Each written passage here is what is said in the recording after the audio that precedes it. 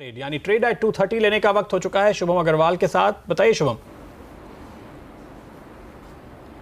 प्रदीप जी, यहाँ पे एक शॉर्ट ट्रेड इनिशिएट करना और स्टॉक है एनबीसीसी। एनबीसीसी में अगर हम देखें तो पिछले 7-8 दिनों से एक कंसोलिडेशन देखने को मिला था और उसके बाद आज एक ब्रेकडाउन के यहाँ पे साइंस है।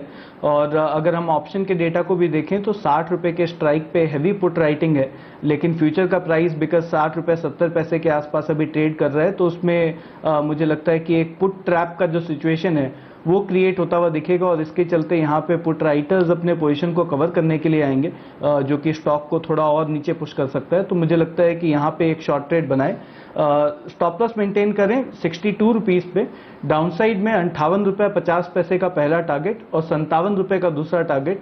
ये दो टारगेट मुझे एनबीसीसी में आते हुए दिखते हैं, तो एनबीसीसी यहाँ पे शॉर्ट करना चाहिए।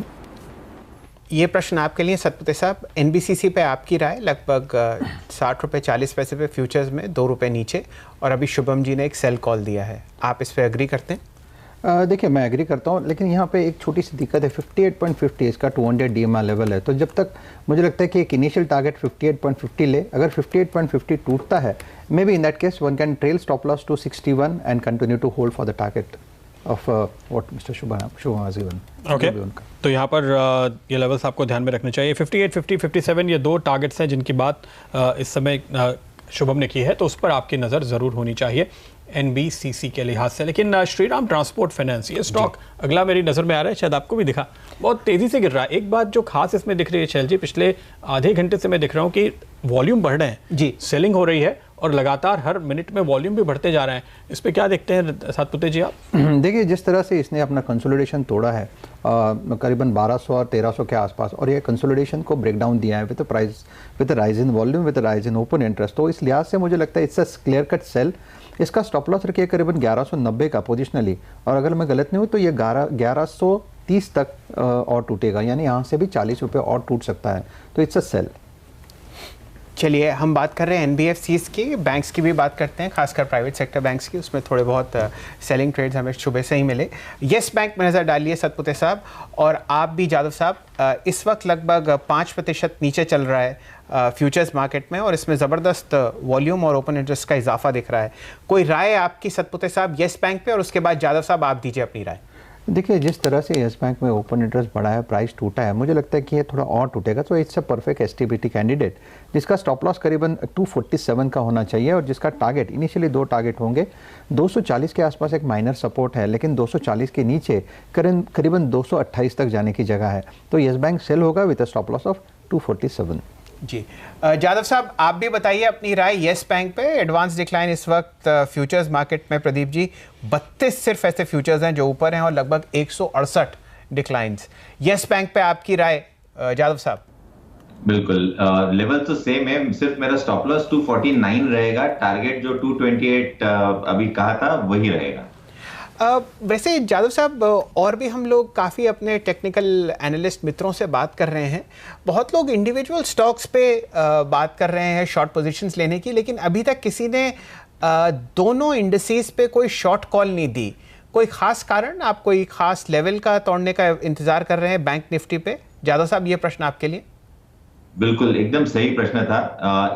जब कोई भी स्टॉक एक रेंज से निकलता है तो उसकी टेस्टिंग होती है, और वो टेस्टिंग करेक्टिव रैली ही होती है, और टेस्टिंग के बहुत यानी वो ब्रेकआउट लेवल्स के बहुत करीब आ चुके हैं। तो जब तक ये ब्रेक डाउन नहीं होता तब तक फ्रेश सेल कॉल नहीं आएंगे दोनों इंडेसेस पे। अगर हम निफ्टी के बारे में बात करें तो पिछला बॉटम जो था वो बहुत ही क्रूशियल है, जो जिसका जिक्र मैं थोड़ी देर पहले किया, 11,550, तो वो एक लेवल रहेगा। पर वो जो ब्रेकआउट जो दिया था, उसकी फॉलिंग ट्रेंड लाइन थी, उसकी वैल्यू करीबन 11,600 है। तो 11,600, 11,550 ये बहुत इंपॉर्टेंट डिसाइसिव डिमांड जोन है। तो ये जब तक निकले नहीं तब तक मेरा मानना है कि प्रीएम्प्ट करना कि ये बहुत बड़ा फॉल आएगा, वो बराबर बात नहीं होगी, क्योंकि जब यू टर्न लेता है तब वे बहुत शॉर्ट कवरिंग से बहुत ट्रैपिंग होती है, और पिछले 1.5-2 महीने से सब शॉर्ट ट्रैप हो चुके हैं। तो मेरा मानना है कि जो एक बार अगर आप गर्म दूध पीते हैं तो वो छाछ भी हम फूक फूक के पीते हैं, यही अभी हो रहा है। शॉर्ट्स जो पहले फंसे हैं वो अब सोच समझ कर शॉर्ट करेंगे, ये बात आप करें। लेकिन आज तो मैंने इंटरेस्टिंगली ये देखा है कि निफ्टी और बैंक निफ्टी दोनों में, बैंक निफ्टी में खास तौर पे केवल कॉल राइटर्स हैं, पुट राइटर्स तो हैं ही नहीं। बाजार में इतनी गिरावट के बाद भी आप 100 पॉइंट 200 पॉइंट नीचे भी कोई पोजीशन लेने के बारे में पुट राइटर्स नहीं सोच रहे हैं। प्रदीप जी, आप ये देखिए कि बाजार का जो हम नॉर्मली इतने सारी चीज़ें ट्रैक करते हैं वो बिल्कुल हिल ही नहीं रहा। एकाध ऐसा शेयर है, जैसे आपने श्रीराम ट्रांसपोर्ट पकड़ा थोड़ी देर पहले, इसी तरीके से काफ़ी सेलिंग हमने देखी बैंक्स में, कुछ खासकर बैंक्स में जो छोटे बैंक्स हैं, साउथ इंडियन बैंक खासकर। लेकिन कोई दिक्कत शेयर ऐसा नहीं है जो वॉल्यूम के साथ मूव कर रहा हो। तो वो आपकी बात सही है, जो भी शॉर्ट कर रहा है वो बहुत ही सोच समझ के कर रहा है और किसी भी तरीके से कोई रिस्क लेने को तैयार नहीं है जब तक कि जो टूटने वाला लेवल है वो ना आ जाए। तो ट्रेडर्स फिलहाल वॉलेटिलिटी से बहुत ज़्यादा परेशान है।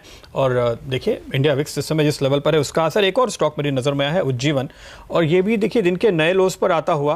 सातपुते जी देखिए क्या ये भी कोई सपोर्ट लेवल तोड़ रहा है, क्योंकि दिन भर में 14 लाख शेयर्स का ट्रेड हुआ है और 4 लाख का ट्रेड तो मैंने अभी अभी स्क्रीन पे होते हुए देखा।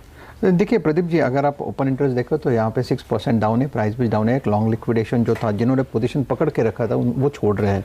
और जिस तरह से मुझे लगता है इसमें फॉल है, जो मोमेंटम है, मुझे लगता है करीबन 310 का टारगेट यहाँ पे अनफोल्ड होता है, जो इसका चैनल लेवल है और चैनल रेजिस्टेंस है, या इनफैक्ट चैनल सपोर्ट है। तो 310 के टारगेट के लिए अगर शॉर्ट करना है तो स्टॉप लॉस रखे करीबन 332 and sell for a price target of 310। Weakness तो रहेगा। चलिए, उज्जीवन पे भी आपने एक सेल कॉल दिया लगभग 310 के आसपास।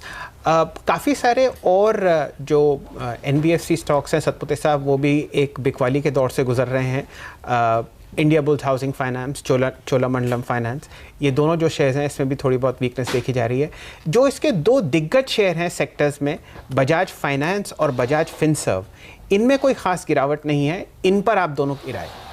देखिए मुझे लगता है काउंटर में छोटा मोटा यहाँ पे लॉन्ग लिक्विडेशन होता है, लेकिन ये ऐसे दो काउंटर के जो ऑलवेज बायर के लिस्ट में होते हैं। जब जब इसमें करेक्शन आता है तो इस वजह से मुझे लगता है कि इसमें जो बिकवाली आएगी वो लास्ट में आएगी। अगर NBFC पूरा का पूरा पैक टूटेगा तब जाके इसमें लास्ट में बिकवाली आएगी। तो मुझे लगता है फिलहाल के लिए जहाँ पे वीकनेस है, जहाँ पे आप बीटा ज़्यादा है, मुझे लगता है वहाँ पे ज़्यादा बिकवाली होगी। जिसमें से आपने एक चोला का जिक्र किया सर, मुझे लगता है चोला में फर्स्ट हैंड सेलिंग यहाँ पे हो रहा है कंसोलिडेशन के बाद जो टूट रहा है।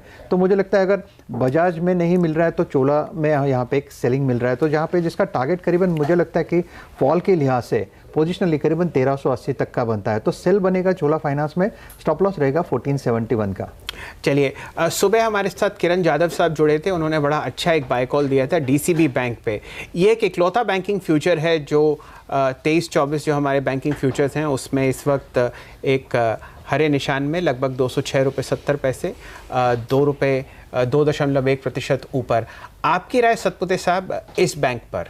देखिए मुझे लगता है कि DCB में जो टारगेट था, अगर मैं गलत नहीं हूँ तो 310 312 ये इसका अपर रेजिस्टेंस एक सप्लाई लेवल था। 210 यस, 210 212 ये इसका सप्लाई जोन था।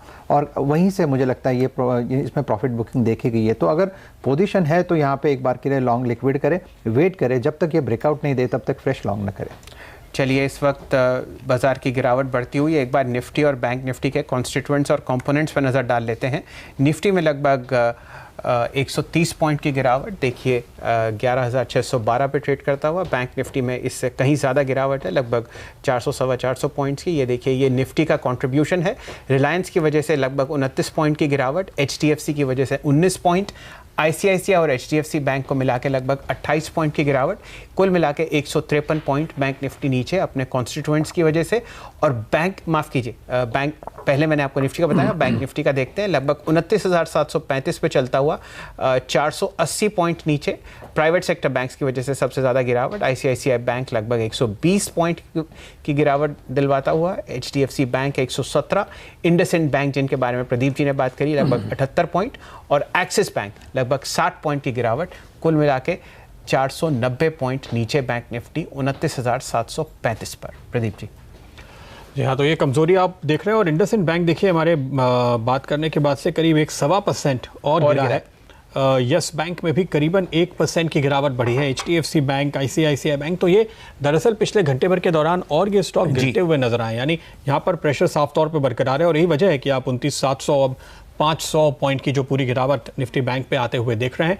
ये एक कमज़ोर सेक्टर और एक सेगमेंट नज़र आ रहा है जहाँ पे बिकवाली लगातार जारी है। तो फाइनेंशियल से एक के बाद एक सामने आते हुए हमने जीवन पे कॉल ली, हमने श्रीराम ट्रांसपोर्ट पे कॉल ली। इस तरह से गिरने वाले शेयर्स की लिस्ट में इनफैक्ट अगर आप इस समय इंडेक्स में देखेंगे शायद जी, तो मुझे दिख रहा है कि पिछले घंटे भर में जो स्टॉक सबसे ज़्यादा गिरे हैं 5 में से 3 दरअसल बैंक्स हैं।